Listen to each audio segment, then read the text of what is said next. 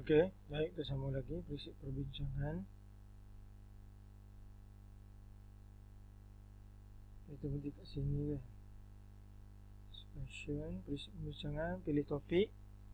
Okey, berasaskan pengalaman. Contohnya tadi, kucing, haiwan peliharaan. Okey, menggalakkan diri untuk belajar melibatkan diri secara aktif. Dia ada satu cara lagi untuk perbincangan. Kita buat satu flashcard, letak dalam bakul.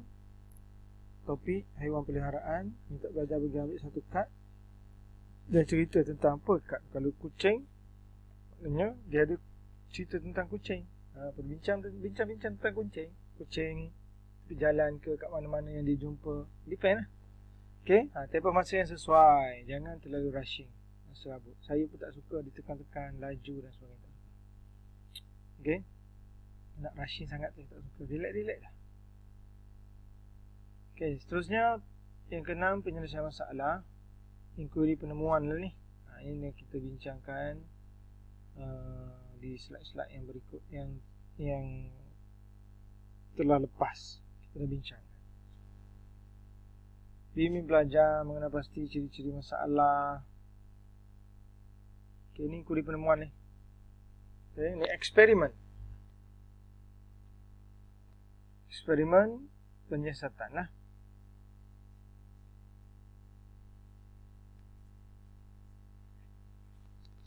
Eksperimen penyiasatan. Dan dapat buat kesimpulan hasil daripada penyiasatan yang dibuat. Contohnya, tanam tauge. Satu dalam bekas yang ada air, satu dalam bekas yang tak ada air. Bekas A letak di luar, bekas B letak dalam almari. Bekas A di luar, air bersih. Bekas B dalam almari, air warna. Contoh. Dan dapat hasil bincang lah. Hasil perbincangan ataupun kesimpulan, tauge yang berada di luar lebih cepat membesar berbanding tauge dalam almari. Tauge dalam almari, warna air telah mempengaruhi batang tauge menjadi warna mengikut warna air. Tujuan eksperimen dijalankan untuk belajar menyeronokkan perkembangan intelek yakni pemikiran, menjelaskan realiti untuk meningkatkan pemahaman suatu fenomena, memupuk kemahiran sosial dan berkomunikasi melalui perbincangan dan kerja berkumpulan. Okay, ini contoh. Water can be transferred. Dia akan masuk sini, yang ini akan masuk sini. Ini dia akan menyerap ke dalam batang sedri, menyebabkan sedri nanti akan jadi batang ni merah-merah, hijau-hijau, biru-biru. Prinsip keadaan eksperimen. Pilih topik kajian, menyediakan alat dan radas, yakni bahan lah, bahan. Okay, kalau nak buat water can be transferred tadi, pastikan ada benda-benda yang boleh digunakan. Contohnya macam ni, batang sedri, kobes pun okey. Ada pelajar saya seorang tu, dia guna bunga plastik. Dia bohong saya. Dia kata, jadi cikgu, jadi. Saya dah buat dah 2-3 hari lah jadi. Lepas tu saya suruh tinggal di ofis saya. Memang tak jadilah sebab bunga tu bunga plastik. Macam mana dia nak menyerap air? So jangan membohong. Pastikan jujur dengan kanak-kanak.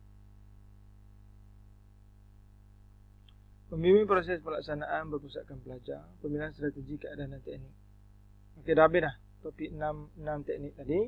Ini dia masuk topik baru, subtopik baru, pemilihan strategi keadaan dan teknik pengajaran. Strategi rancangan untuk melaksanakan strategi berpusatkan pelajar ke, berpusatkan guru ke, berpusatkan murid ke, berpusatkan bahan ke, melibatkan penggunaan kaedah dan teknik. Tadilah yang kita bincang tu. Eksperimen ke, bercerita ke, menyanyi ke. Pemilihan keadaan teknik sesuai akan dapat membantu penyampaian dan pencapaian objektif secara optimal. Pemilihan harus berdasarkan kepada mata pelajaran, sains, ikut penemuan. Contohlah ni dia buat ni, matematik, induktif, didaktif, pendidikan moral, bercerita, lakonan. So depend lah. Kalau nak mengajar subjek kreativiti, takkan awak nak buat matematik. Sesuai lah kan, mesti buat seni. Nampak tak? Demonstrasi ke. Objektif kerja praktik, perbincangan, simulasi, main peranan.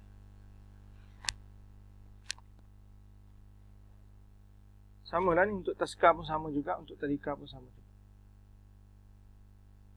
Kebolehan murid, kelas homogenus, melibatkan keseluruhan kelas, kelas heterogenus, aktiviti berkumpulan.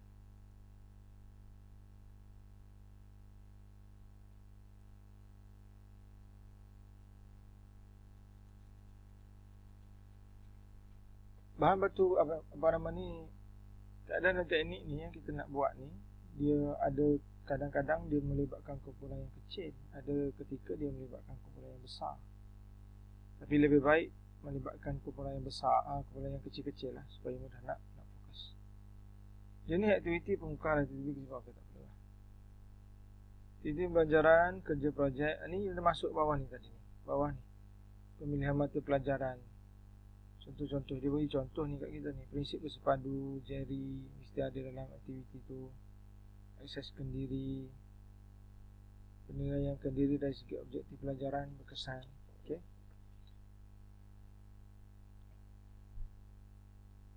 Okay, ni di antara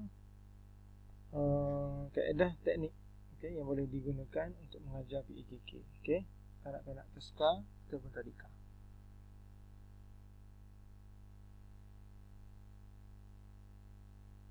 Okay, ini apa yang kita belajar hari ini. Akan terlibat kelebihan, kekurangan, perbezaan dan sebagainya. Okay, habis topik yang ketiga, itu masuk topik yang keempat. Okay, bab yang keempat ialah teknik pengajaran.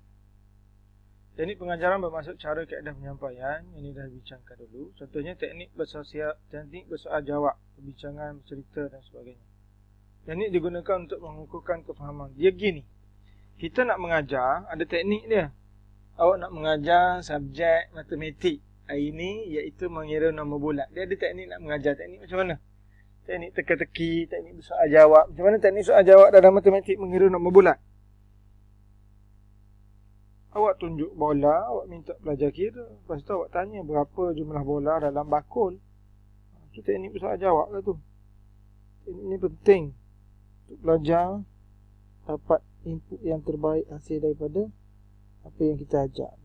Okey. Contohnya apabila guru memperkenalkan abjad ABC, diikuti dengan nyanyian lagu ABC. Ni contoh ni. Topik nak ajar topik mengenal abjad ABC. Teknik mengajar, teknik nyanyian. Nyanyi lagu apa? Lagu ABC. Takkan nak nyanyi lagu Kush-Kush Tahir kan? Lagu ABC lah. Semasa guru mengajar abjad disusun dengan nyanyian menerusi aktiviti kumpulan. Lepas tu nyanyi ramai-ramai.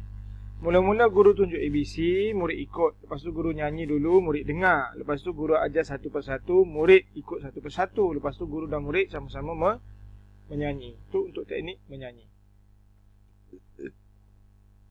Okay, suasana keceriaan dapat dilihat bila kanak-kanak menyanyi abjad. Dan dia dapat membantu kanak-kanak untuk ingat abjad yang dinyanyi. Okay, contohnya. Abata sajaha Khodadara Zaisha. Nampak? A, B, C, D, E, F, G, H, I, J, K, L, M, N, O. Macam-macam lah. Boleh. Okay. Lagu 1, 2, 3, 4, 5. 1, 2, 3, 4, 5, 6, 7, 8, 9, 10. Macam-macam lah. Dia lebih menarik sebenarnya. Okay. Antara teknik pengajaran, bercerita, main peranan, simulasi, drama, nyanyian, permainan, tunjuk cara, inquiry, teka-teki. Okay, bercerita.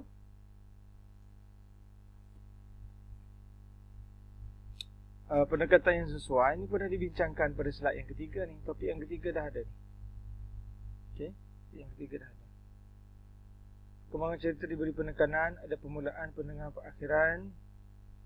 Ada suara yang, intonasi suara pun dah dibincangkan. Eye contact pun dah dibincangkan pada slide yang ketiga. Okey, ada juga yang tak ada dalam slide ketiga. Dia ada kat slide yang keempat.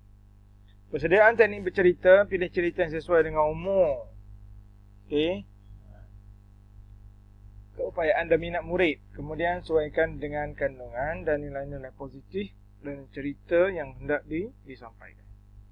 Hafaz frasa atau ayat-ayat penting dalam cerita tersebut. Jangan baca cerita itu. Guru, please hafal cerita. Jangan baca. Nanti tak ada eye contact. Awak asyik tengok muka buku je. Okay? Awak asyik tengok muka surat buku je. Berlatih bercerita seolah-olah guru berada belajar sebelum menggunakan teknik ini. Okey. Mesti. Kalau tak menarik. Nanti awak tak boleh nak create intonasi. Awak asyik fokus nak tengok tulisan dalam buku je. So please hafal. Guru bercerita dalam keadaan selesa, boleh guna BBM. Sediakan perkataan, frasa ayat berkaitan. Yang kedua, main peranan. Main peranan bermaksud melakukan sesuatu situasi atau masalah atau peristiwa. Main peranan ialah lakonan semula. Tiada kaitan atau penghafalan skrip di mana pelakon-pelakon cuba menyelesaikan masalah atau menjelaskan situasi. Okey, main peranan ni biasanya ingat tak? Pakai baju bomber, ada yang pakai baju doktor, ada yang pakai baju tukang jual, ada yang pakai baju tukang gunting. Itu main peranan. Kita nak ajar kanak-kanak itu tentang peranan diri masing-masing. Dia faham peranan dia. Okey, peranan tukang gunting, peranan doktor, peranan polis, okey, peranan orang juru jual. Dan dilakukan spontan. Kita bagi duit kat dia, kita minta dia jalankan satu cerita, main peranan, pergi kat pasar beli cucur, dapat baki. Lepas tu pergi balai polis, buat report, duit kena ragut. Macam-macam lah, kita create situasi tu untuk ajar dia main peranan. Yang ketiga, simulasi. Simulasi ni tunjuk cara.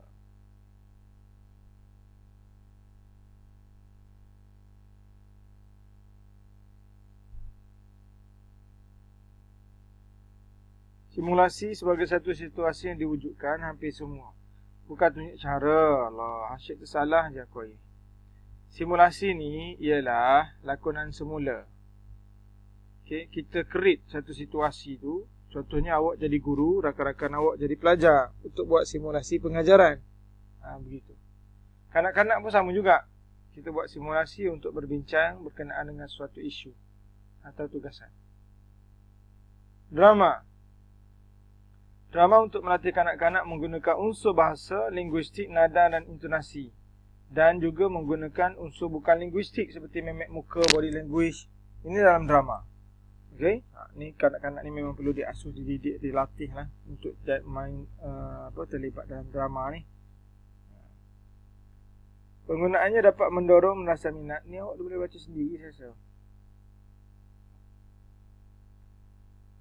Awak menimbulkan keseronokan dan kebosanan. Okey, nyanyian Cowell dan Stanley, dia kata teknik nyanyian dapat meningkatkan kemahiran membaca dan mengingat. Kanak-kanak rasa gembira, seronok bila menyanyi. Kerana menyanyi boleh menarik minat kanak-kanak. Betul? Betul? Aktiviti nyanyi yang menggalakkan pelibatan menyeluruh kanak-kanak boleh jalan bersama sekolah. Okey, menyanyi juga dapat menguji kemahiran. Betul membaca mirip. Okey, ini dah dibincangkan juga pada slide yang sebelum ini. Kanak-kanak akan memberi reaksi yang berbeza terhadap jenis bunyi. Faktor ini bergantung pada umur keadaan. Okey, kalau saya minat Evergreen. Okey, lagu 60-an, klasik, national. Yang lain kurang sikit. So, bergantung pada diri tu. Kalau orang tu dia suka lagu rock. Okey, pandai-pandai lah kita ambil lagu yang bertengahan supaya sesuai untuk semua golongan. Contohnya, nama para Nabi dinyanyikan amat mudah diingat oleh kanak-kanak. Adam, Idris, Nuh, Saleh, Ibrahim, Lut, Ismail. Nampak? Menarik. Okey, baik. Kita akan sambung lagi untuk sesi seterusnya. Okey, jumpa lagi. Bye-bye.